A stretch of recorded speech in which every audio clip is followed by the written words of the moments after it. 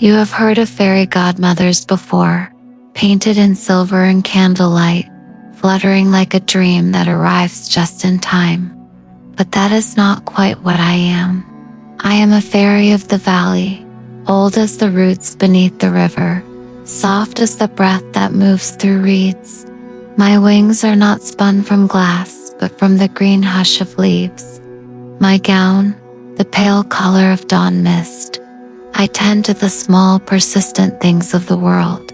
Moss that clings to stone, buds that dare the frost, creatures who build their homes beneath fallen petals. I keep promises older than crowns, older than the language of men. One of those promises was made to a woman named Adelaide de Clermont, who once walked through my valley carrying a baby wrapped in linen the color of cream.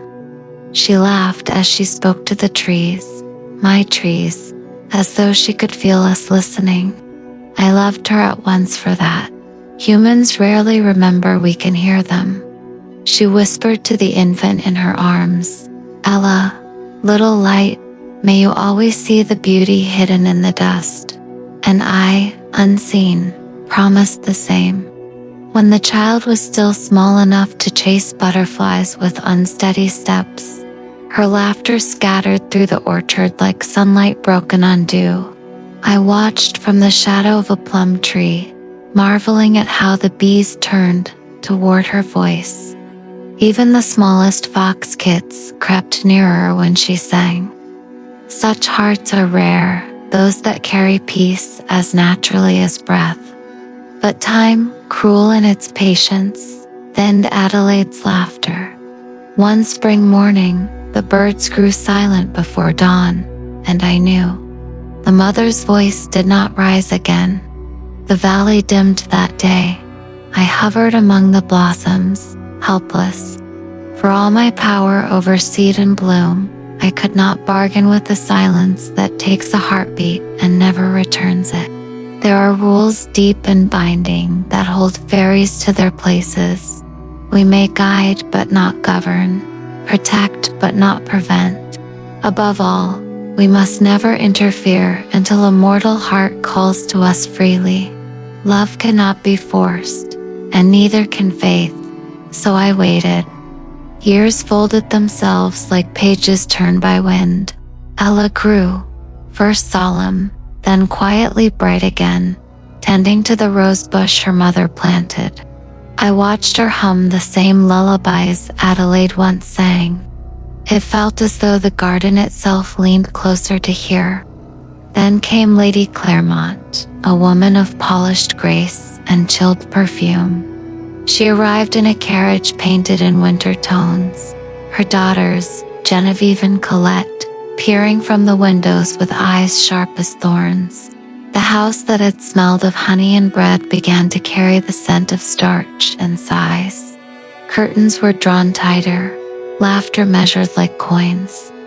Still, Ella smiled. She found small mercies, a robin nesting in the eaves, a book forgotten in a dusty corner. I whispered through the vines to comfort her, and sometimes, when the wind brushed her cheek, she would pause as if she felt me near.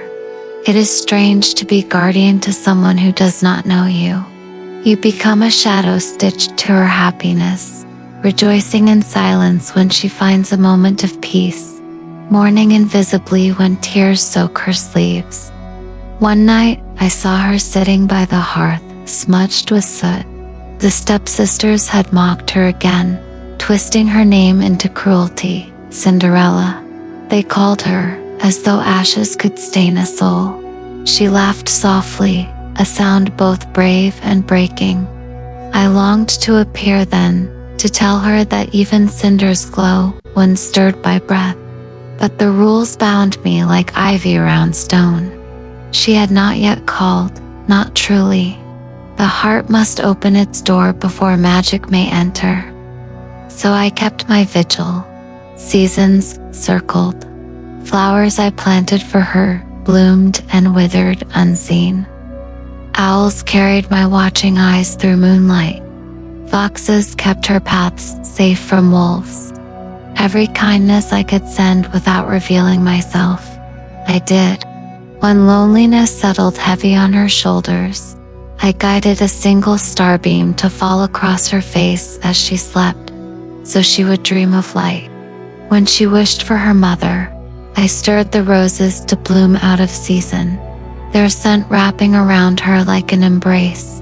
And still, I waited, because someday, I knew, grief would loosen its hold and longing would find its voice.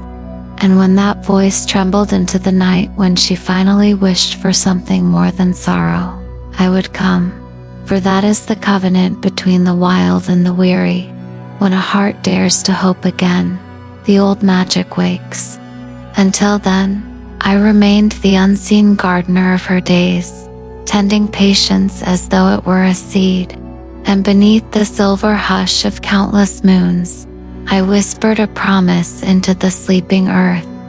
Hold her gently until she remembers her own light. The manor had once been filled with music. In my earliest visits, I remember how the wind would pass through silk curtains, dyed the color of peaches, and they would dance like laughter made visible. The walls still held the warmth of Adelaide's voice, and the kitchen smelled of sugared pears cooling on wooden trays. But years have long fingers. They pull and fray, dimming what once gleamed. Now, the silk hung faded and tired. The rooms were polished, but they did not shine. Every sound seemed to echo twice, once in air and once in memory. The silver stayed gleaming, but no one smiled when it caught the light. The master of the house, Lord Henry de Clermont, no longer lived here.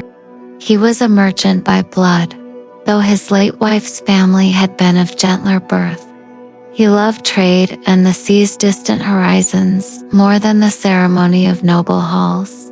After Adelaide's death, he buried himself in work, ships, ledgers, and journeys. The world beyond the manor gave him both distraction and ache. He told himself that he traveled to build a future for his daughter, but each voyage grew longer than the last, until one day his letters stopped coming altogether. Some say he died far from home. Others say he built another life across the sea.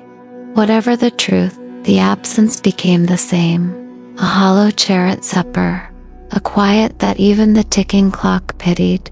Ella should have been the lady of the house, by birth, by kindness, by the invisible grace that made people straighten when she entered a room. But Lady Clermont ruled now, and she brought with her not love but order. She believed in appearances, that dignity could be woven from cruelty, that beauty was a crown polished by disdain, and her daughters, Genevieve and Colette, followed her like reflections, clever, charming, and cold. They let Ella's sunlight dim, one small shade at a time.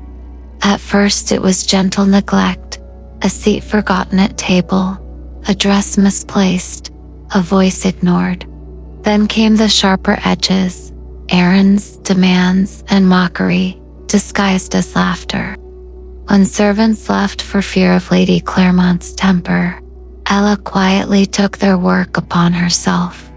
She rose with the first light to stoke the fire, fetched water, polished silver, and mended gowns that would never touch her shoulders. Her hands, once soft with childhood, grew marked by labor, and still, she smiled. She hummed to herself as she swept ashes from the hearth, her voice light and pure as spring rain. Sometimes, when she thought no one listened, she sang her mother's song, a tune so gentle that even the dust seemed to settle in reverence. The sisters laughed when they heard it. "How fitting," they said, "our little Cinderella sings from her ashes." I remember the sting of that word.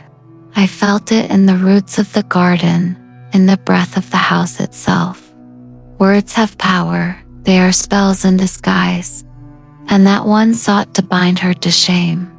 but she never spoke against it. She only nodded, half smiling, and returned to her work. Each day she scrubbed floors until the stones shone like mirrors. She carried firewood through winter's breath, her cheeks bright and her eyes full of quiet thought. There was a grace in her diligence, not the grace of obedience, but of endurance. She never ran, not because she could not, but because she would not leave what remained of her mother's home. You see, Ella was not a prisoner.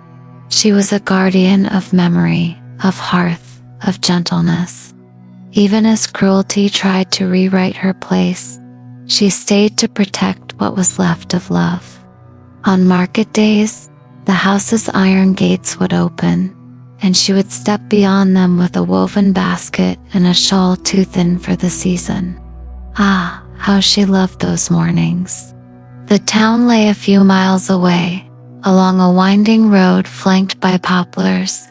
She walked it barefoot in summer, her shoes tied together and hanging from her wrist.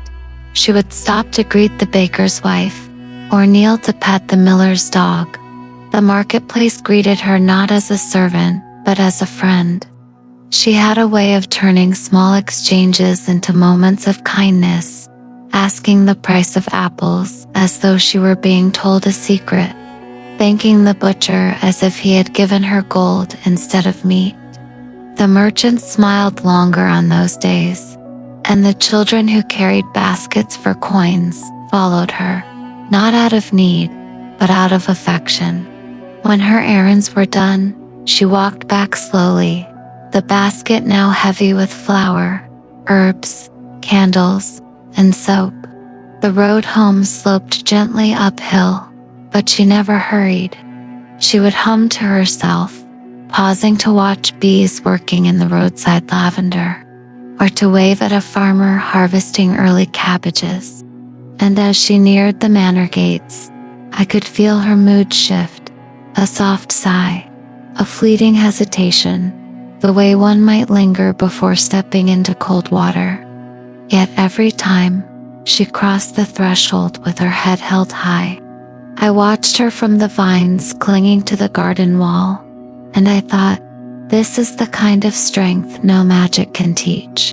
She did not fight her sorrow with anger, nor her loneliness with bitterness. She met the darkness with light, a small steadfast light, the kind that makes shadows ashamed of themselves. The house called her Cinderella, the world called her servant, but I called her keeper of the fire, and though she did not yet know it, that fire was waiting for the day it would rise, not from the hearth, but from within her own heart. Until then, I tended the unseen threads of fate, whispering through leaves and moonlight, "Be patient, little one. The ash is not the end. It is the soil from which the bright things grow." There are nights when even the air seems to tremble with possibility, when every leaf holds its breath, and even the stars lean closer. This was one of those nights. From the gardens, I could feel the pulse of it, laughter spilling from the upper windows, the rush of maids polishing shoes, the scent of silk and powder and candle wax drifting through the corridors. The royal ball had been announced, and Lady Claremont's household was alive with fevered excitement. For days they had spoken of nothing else. Genevieve practiced her curtsy until her knees ached, while Colette spent hours deciding whether blue or lavender might best catch the prince's eye.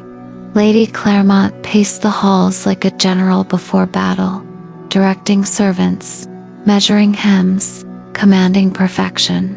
And in the middle of it all, Ella moved quietly between them, carrying trays, mending seams, fetching ribbons and pins.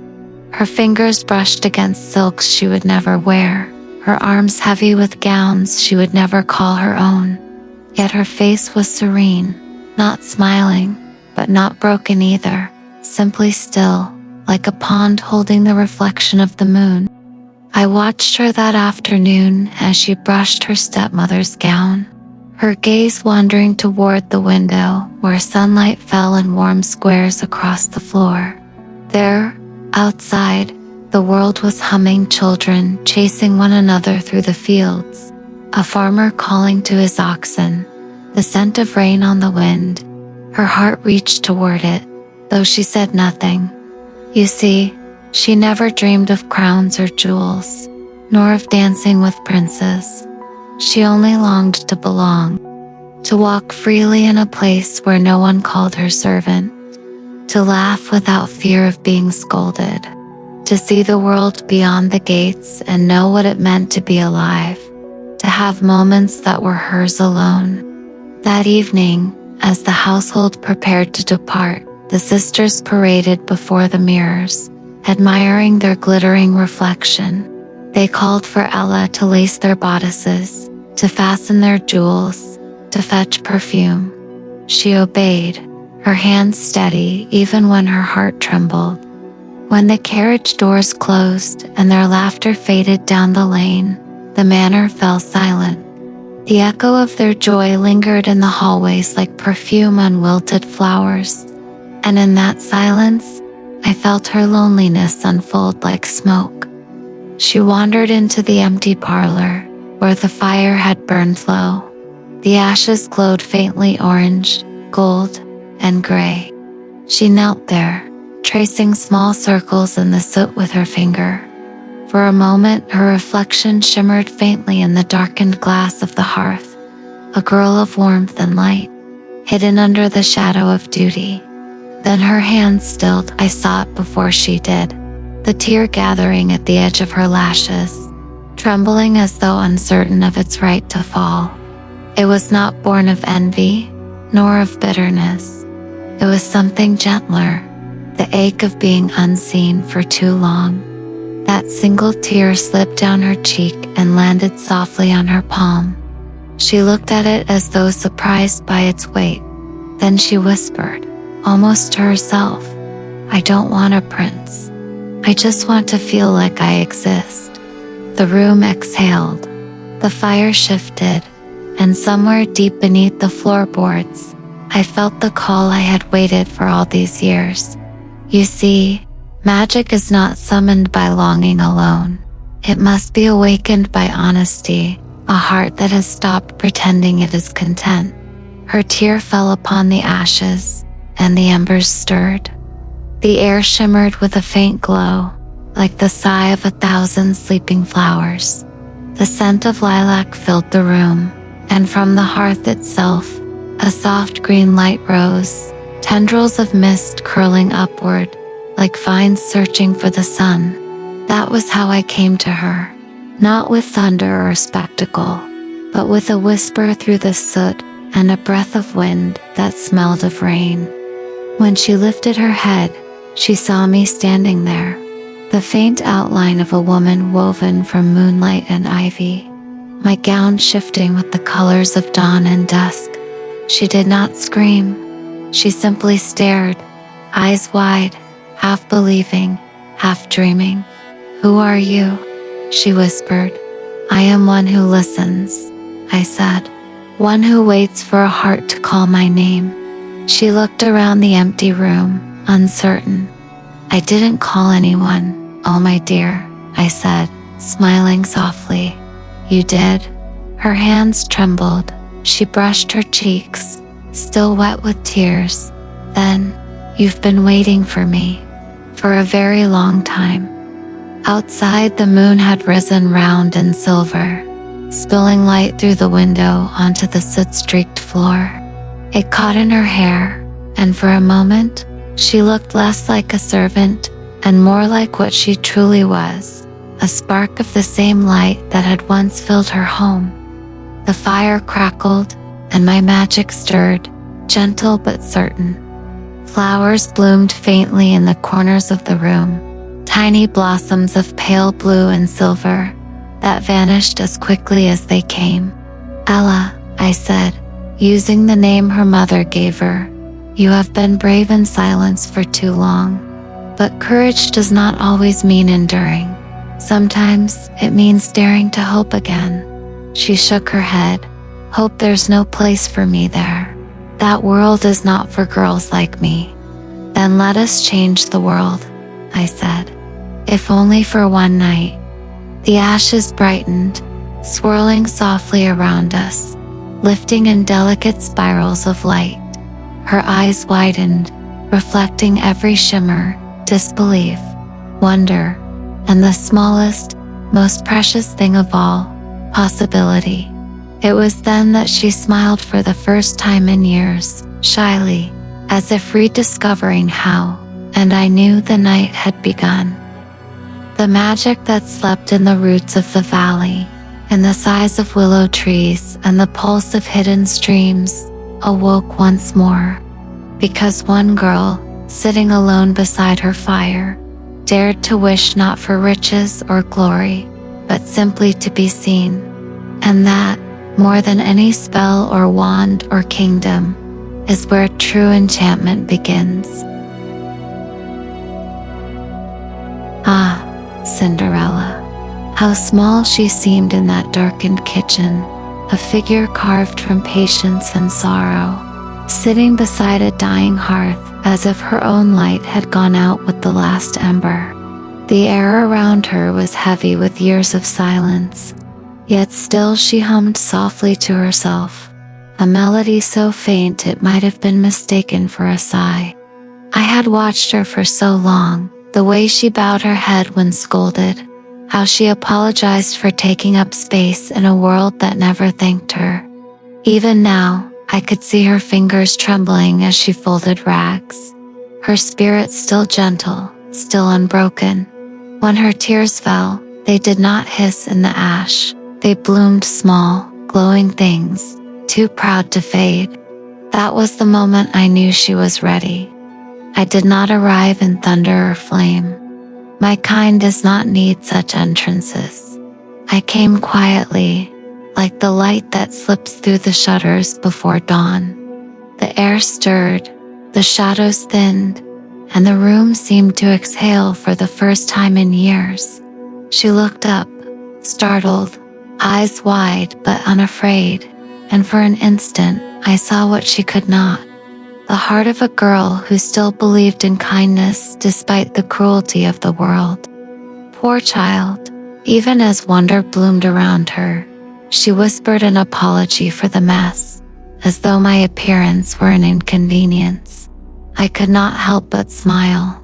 There she goes again, I thought, apologizing for existing. So I began, not to dazzle her, but to remind her. Magic, true magic, does not come from power. It comes from love that refuses to die. And I have always drawn my strength from such hearts as hers. A single gesture, and the air changed. The ashes at her feet shivered and rose, swirling into ribbons of gold. I turned to the pumpkin by the hearth, round, ordinary, humble, a symbol of everything the world thought her to be. My hand brushed across its surface, and light bloomed from within. Its skin crystallized, its color deepened into amber flame. The vines curled upward, weaving themselves into golden wheels. Leaves hardened into filigree, curling around the windows like lace spun from sunlight. When it was done, a diamond carriage gleamed in the darkness, translucent, alive, shimmering as though made of captured dawn. Cinderella's lips parted in wonder. That sound, a breath of disbelief, was sweeter than any hymn. But magic is never done with one gesture. From the shadows, her tiny friends scurried forward, the same mice she had fed and sheltered when no one else would. I could feel their loyalty, their bright spirits. With a wave, I lifted them into the air, their forms spinning through silver light until fur became velvet. Paws turned to hands, and soft squeaks melted into gentle laughter. They landed as footmen, dignified, loyal, and still carrying a spark of mischief in their eyes. And Cinderella laughed. Oh, that sound, that laugh. It rang like crystal in the air, pure and unfamiliar, as if she herself had forgotten how joy felt upon her tongue. Then came the dress. Her gown, once dull and soiled, shimmered under my gaze. I gathered threads from the air, silk spun from moonlight, stitched with the faint glow of distant stars. The rags lifted, dissolving into vapor, replaced by fabric that flowed like light cotton water.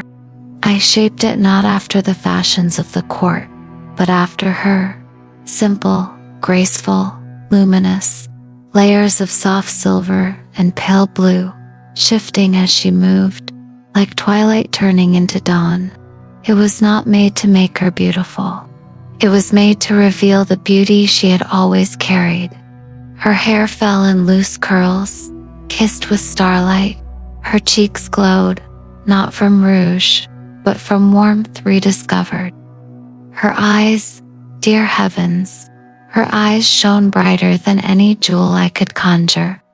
When I placed the slippers before her, she hesitated, transparent, delicate, as though they might vanish at a touch, yet strong enough to hold a heart unbreakable. Glass, yes, but not cold. They shimmered with the light of her own courage.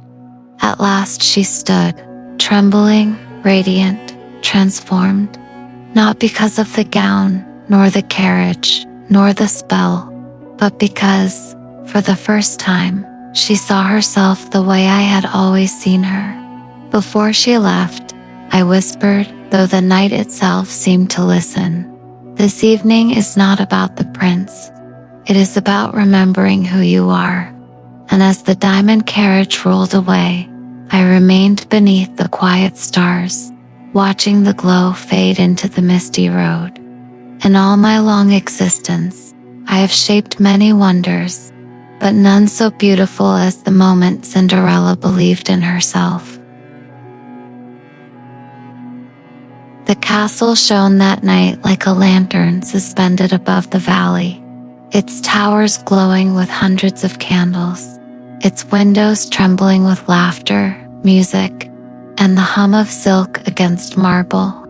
From afar, I watched the lights bloom in the fog and drift upward like tiny souls freed from their earthly shells. The night itself seemed to hold its breath, waiting, and down the winding path came my carriage, her carriage shimmering faintly, like a star that had lost its way and fallen to earth. The horses' hooves did not clatter but whispered, each step ringing soft and hollow over the cobblestones, as if even they understood the sanctity of the moment. I walked beside her in spirit, unseen, unheard, but every leaf that rustled, every petal that trembled in the hedges whispered her name. The centuries bowed before her without knowing why. The air parted, reverent, and as she stepped from the carriage, a hush rippled across the courtyard. Her gown, my gift, her heart's reflection, caught the lantern light like a living thing. It was neither blue nor silver nor white, but something between, like morning dew upon the first frost. And in that moment, not even I could tell where my magic ended and her radiance began. She lifted her hand slightly to steady herself, and the fabric of her sleeve fell back. A motion so simple, yet the crowd seemed to lean forward as one, struck by grace itself. There was no crown upon her head, no jewels upon her throat, and yet she walked as though the world had been built to meet her step. Inside, the ballroom blazed with splendor, crystal chandeliers spilling light like liquid gold, the scent of lilacs and honey thick in the air. Violins sang in the corners, their melodies threading through laughter and whispers. But the laughter stopped when she entered. Every head turned, every conversation wilted mid-sentence. Even the music seemed to falter, caught between notes, waiting for her to take her place in the story. I saw Lady Claremont before she did, poised near the grand staircase, her jewels catching the light, her smile sharp enough to cut. The two daughters, Genevieve and Colette, flanked her like painted dolls, fluttering their fans and eyes in every direction but their mother's. At first, Lady Claremont's expression softened, curiosity, admiration, perhaps even envy. But then the faintest recognition flickered in her gaze, a ripple of unease. The way the girl moved, something familiar, something she had seen. And Cinderella, unaware of their stare, curtsied to the assembled guests. Her movement was shy, uncertain, as though she feared the ground might open and swallow her. But then someone laughed, not cruelly, but kindly. A soft, disarmed sound that broke the tension.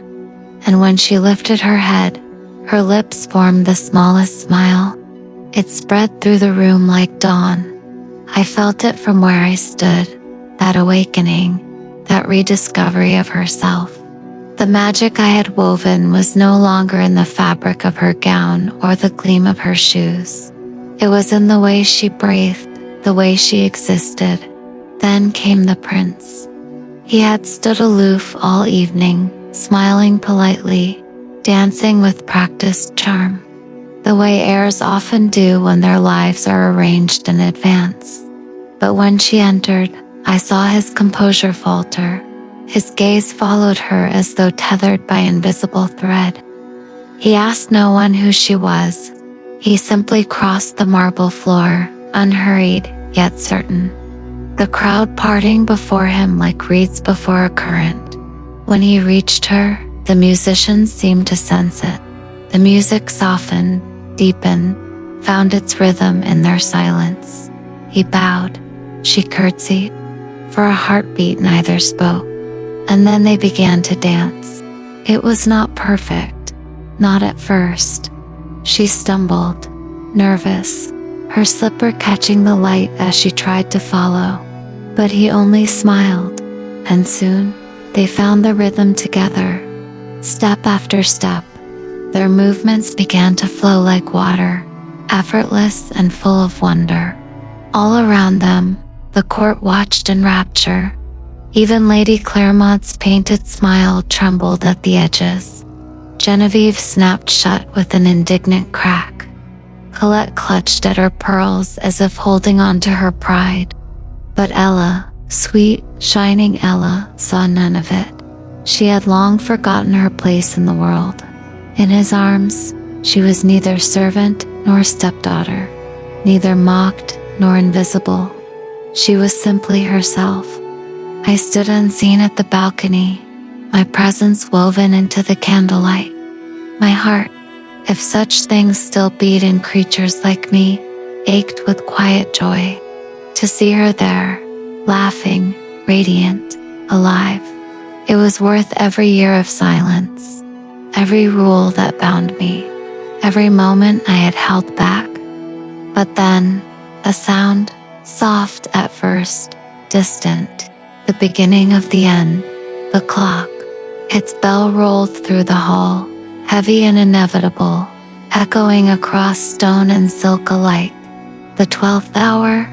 I felt it in my bones before she did. The tremor of old magic unraveling, the threads of enchantment loosening their hold. The spell had begun to fray. Her eyes darted toward the grand clock, the smile fading from her lips. The prince reached for her hand, confused, but she was already stepping back, her breath quick and shallow. Around her, the gown flickered, its starlit shimmer dulling. The glass slippers still shone, but faintly, like a candle guttering in wind. And then, she ran. The court gasped. The prince called out, but she was already gone, her skirt trailing light that vanished with each step. I followed her with my sight, down the stairs, through the garden, past the fountain where moonlight slept. She stumbled once, breath hitching, and one slipper slipped free, ringing softly against the stone. She didn't stop. She disappeared into the fog, into the waiting night, leaving behind only the echo of wonder and that single slipper gleaming like a secret kept by fate. And there, in the sudden quiet, I lingered, unseen, unspeaking, full of both pride and ache. For though the magic had faded, I knew the truth. The girl who had come to the ball in borrowed splendor would awaken tomorrow still radiant, not because of my gift, but because she had remembered herself. And as the last bell's echo died into silence, I whispered into the still air, "She will not need my help again." Morning came gently to the valley, the kind of morning that hides its brilliance behind mist, as though the sun itself is still dreaming. I drifted through the garden where the dew clung to each petal like tiny pearls. The roses had begun to bloom again, early, almost impossibly so. The magic from that night still lingered in the roots of the earth, humming softly beneath the soil. I did not need to ask what had happened after midnight. I had seen her return home, breathless, barefoot, clutching the hem of her fading gown. The carriages and footmen had melted into pumpkins and field mice once more, and all that remained was a single glass slipper, the proof of a miracle, half finished. And so, as the kingdom stirred, word spread swiftly, the prince was searching. He had gone to every household in the land, carrying that fragile piece of glass as though it were made from light itself. No maiden had claimed it. None could wear it.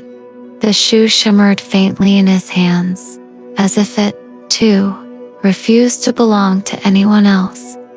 I watched from afar, from the branches of an old willow, from the whisper of curtains in every house he passed, and I waited.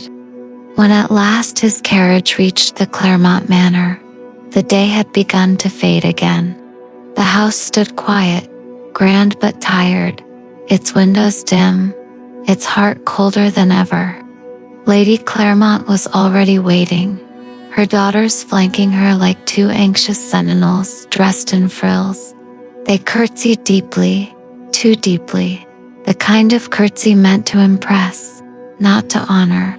"Your Highness," Lady Claremont began, her voice as sweet as syrup and twice as false, "you will find no finer young women than my daughters."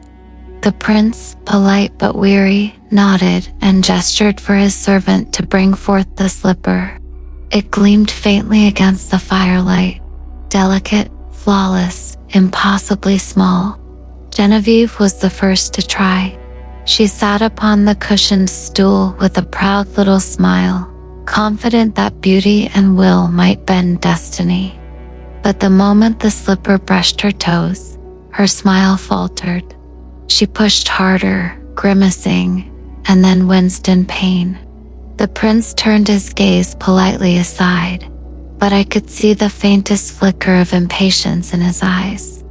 Next came Colette, gentler but no less desperate. She slipped her foot in with trembling hope, and when it stuck halfway, she pressed down until tears pricked her eyes. Her mother murmured encouragement, but the shoe did not yield. The servant sighed. The prince rose, ready to leave. Lady Claremont, sensing the moment slipping like sand through her fingers, stepped forward quickly. "Surely, Your Highness, there are no others here who could possibly..." And then a sound drifted down, a song, soft, clear, trembling with both sorrow and sweetness, like a memory the house itself had forgotten it contained. The prince paused, his eyes lifted toward the ceiling. "What is that?" he asked. Lady Claremont's smile stiffened. "Merely the wind through the chimney, Your Highness. This old house sighs often, but I was there, unseen, in the rafters and the air itself. And it was not the wind that carried that voice, it was me. I had opened the window of the attic, and I called upon the breeze. It slipped through the house like a curious hand, winding through stairwells and hallways, carrying the music of Ella's voice with it. It found the prince where he stood, and when it brushed against his ear, I saw him close his eyes. Recognition flickered there, faint but certain. "That is no chimney sigh," he murmured. He turned to the servant. "There's another in this house. Bring her down." Lady Claremont went pale. Her lips moved soundlessly before she found her voice. "Your Highness, I assure you, there is no one else, only the help, the maid." But he was already walking toward the stairs. Up in the attic, Ella was still singing, unaware of the stir below. Her song was simple, a lullaby her mother once sang to her, one I had not heard since the woman's laughter faded from this world.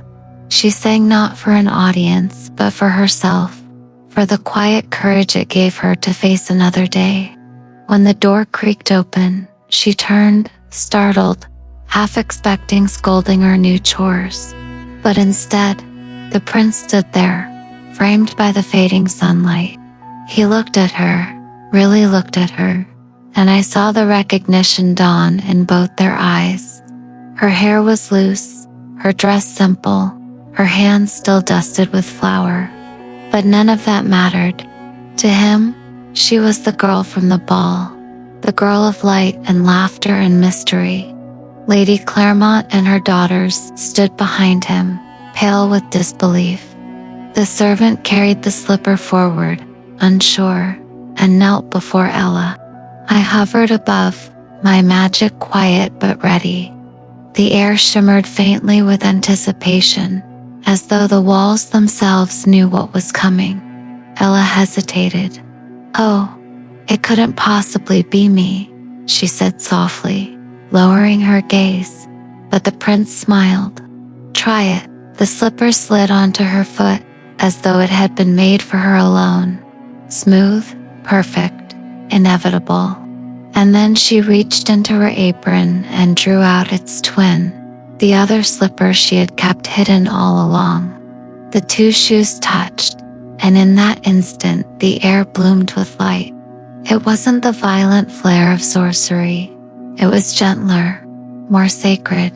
A glow rose from her feet to her hair, weaving through her form like sunlight through water. The rags she wore shimmered and dissolved into silk. Her hair lifted softly in the unseen wind. The same gown from the ball, radiant, pure, unfurled around her once more. The entire room gasped. Genevieve clattered to the floor. Colette's lips parted, but no sound came. Lady Claremont staggered back, her jeweled hand gripping the banister for support. Ella stood in silence, radiant yet calm, her eyes glistening with quiet wonder. I felt it too, not pride, not even triumph, but peace. For this was no longer my magic, this was hers. The courage that had bloomed in her heart that night had never left her. It had only been waiting for her to believe it was still there. The prince bowed deeply, not in the way of courts, but in reverence. And as the light faded, I whispered from the air around them, though none could hear me but the birds perched upon the sill. True magic is not in glass or gown. It is in the knowing, the unshakable knowing that you are enough. The bells in the village began to chime, slow and clear, as if marking the closing of a chapter. Outside, the breeze still stirred the branches of the old willow, and I smiled to myself, unseen. My part in her story was done, but her story, her real one, was only beginning. The years that followed drifted like silk in the breeze, slow, luminous, full of quiet miracles. After that day in the manor, when the glass slippers shone like stars, and the truth could no longer hide beneath ashes, the world seemed to rearrange itself around Ella. The birds sang brighter. The willow trees bowed lower when she passed. Even the river in the valley whispered her name. not the one her stepfamily had given, but her true one, Ella. The kingdom rejoiced, of course. Banners fluttered from every tower. Bells rang until the mountains themselves seemed to hum. And in the heart of all that celebration, I watched her, my little child of cinders, now radiant in sunlight, walking beside the prince with a grace she had always possessed, long before magic ever touched her. The Lady Claremont and her daughters came. Their words were sweet, polished with apology, but hollow where sincerity should have lived. They curtsied deeply, speaking of misunderstanding, of poor behavior brought by envy. I could hear the quiver in their voices. Fear, perhaps, or shame. Ella listened, quiet and kind as always. She did not offer anger or cruelty. She only smiled, not to forgive what could not be undone, but to free herself from the weight of it. "May you find your peace," she said softly, "for I have found mine," and that was all. The magic that lingered in her voice was not of spells or charms. It was the kind that only compassion could weave. It wrapped around the three women like invisible silk, silencing their venom forever. The world carried on, seasons folded into one another, and time became something softer. The castle, grand and new, rose not far from my valley, close enough that its highest towers brushed the edges of my mists in the mornings. From there, I could still see her, walking in the gardens, reading in the courtyards, laughing when the wind tangled her hair. Sometimes, she would wander to the valley's edge, barefoot as she once had been, carrying a small basket of bread or herbs. She would look toward the trees, my trees, and smile. "I know you're there," she would whisper. "You've never really left, have you?" And I, bound by both love and the oldest laws of my kind, would only let the wind answer her, a soft, circling breeze that brushed her cheek, smelling faintly of lilac and rain. Yet, I watched still. When the first child came, a girl, small and bright-eyed, born beneath a silver moon, I stood unseen at the window of the royal bedchamber. Ella, pale but glowing, held her child close. The babe's cry filled the halls like birdsong. Her name, Ella murmured to her husband, will be Amelin. She shall grow in kindness and courage. As they slept that night, I stepped from the shadows, my gown woven from petals and starlight. I hovered above the cradle, tracing a faint sigil of protection in the air, a charm old as rivers, soft as lullabies. It shimmered briefly, then sank into the child's breath like a sigh. "May your heart never forget wonder," I whispered, "and may your dreams always lead you home." Years later, when the second child came, a boy with eyes the color of morning sky, I did the same. The boy, though young, turned his gaze to where I stood, invisible to most eyes, and smiled as if he could see me. Perhaps he could. Magic, after all, tends to recognize its own. I did not stay long. I am, and will always be, a creature of the in-between, of mist, of dawn, of whispered prayers. But whenever the valley filled with fog and the castle bells chimed across the hills, I would drift closer, unseen but near. Sometimes I found her there, older now but unchanged in spirit. She would be reading under a tree or teaching her children to weave garlands from daisies, her laughter soft as spring. And each time she lifted her gaze to the horizon, to the line of trees where my realm began. Our eyes would meet, hers full of recognition, mine full of quiet joy. Once, she spoke aloud, her voice low and clear, carried easily by the wind. "Thank you," she said, "for watching, for believing." I could not answer in words. Instead, I let the valley bloom. Every flower opened at once, rippling across the hillsides like a wave of color. The air shimmered gold for a heartbeat, then settled into calm. Her children gasped and pointed, laughing. She only smiled, her eyes soft, knowing now, when the world sleeps and the stars rise like lanterns over the fields, I still walk the borders of the valley. The willows hum with old songs, and the streams sparkle faintly beneath the moonlight. I see her story woven into the roots of every tree, every blade of grass, a tale not of magic's might, but of a heart that remembered itself even through sorrow. And when the night grows still and the wind is gentle, I whisper her name to the stars, Ella, the girl of ashes who became the light of her own life. And so, I remain not as a farewell, but as a promise kept, watching, guarding, loving, because every now and then, the world still needs a touch of magic. And every once in a while, even fairies like me find joy in staying close to those they've once saved.